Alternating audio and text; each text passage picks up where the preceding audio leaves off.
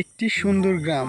সেই সুন্দর গ্রামে ছিলেন রমেশ চাচা ও তার মেয়ে রূপালী, আর একটি গরু ছিলেন। সেই গরুর নামও মেয়ের নাম রেখেছিলেন সোনালী। রমেশ চাচা সেই গরুকে অনেক আদর করতেন আর অনেক ভালোবাসতেন। গরুও রমেশ চাচাকে অনেক ভালোবাসতেন এবং রমেশ চাচার কথা মেনে চলতেন। কই রে সোনালী, কোথায় গেলি? আয় আমার কাছে আয়, আয় মাঠে যাব।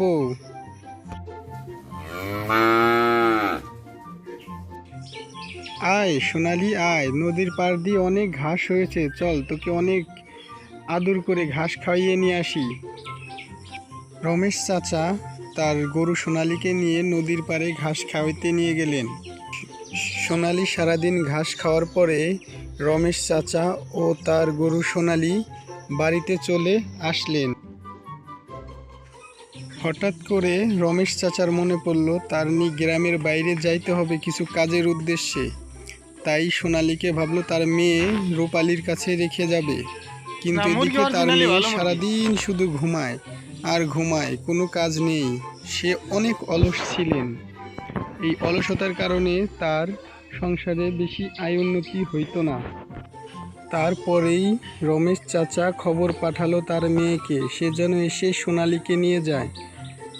মেয়ে রূপালী এই কথা শুনে চলে আসলেন। বাবা তুমি কোথায়? আমি তোমার মেয়ে রূপালী এসেছি। ও মা রূপালী, তুই এসেছিস, অনেক ভালোই হয়েছে। আমি ভাবছি তোর কাছে সোনালীকে রেখে আমি একটু গ্রামের বাইরে যাব। মেয়ে বলল, আচ্ছা বাবা ঠিক আছে, তাহলে আমি আমার সঙ্গে সোনালীকে নিয়ে যাই। এই কথা বলে সোনালীকে নিয়ে আসলেন রূপালীদের বাড়িতে। এসে রূপালী আবার ঘুমাতে লাগলেন। মেয়ে রূপালী তার ঘুমের জন্য সোনালীর দিকে কোনো খবরই রাখতে পারছিলেন না। এইদিকে সোনালী না খেতে খেতে অনেক অসুস্থ হয়ে যাচ্ছিলেন। এইদিকে সোনালী অনেক কম খাবার খাওয়ার কারণে অসুস্থ হয়ে পড়লেন।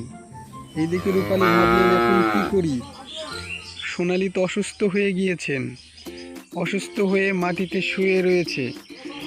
এইদিকে রমেশ চাচাও গ্রামের বাইরের কাজ সেরে বাড়িতে চলে আসছেন। তার মেয়ে ভাবলো সোনালীকে বাবার কাছেই দিয়ে আসি। বাবা বাবা তুমি এসেছো? সোনালী তো অনেক অসুস্থ হয়ে গিয়েছে। কি বলিস রে মা? তাহলে সোনালীকে আমার কাছে দিয়ে যা। তারপরে রমেশ চাচা সোনালীকে নিয়ে আবার মাঠে ঘাস খাওয়াতে নিয়ে গেলেন। এইদিকে সোনালী সুস্থ হয়ে গেলেন।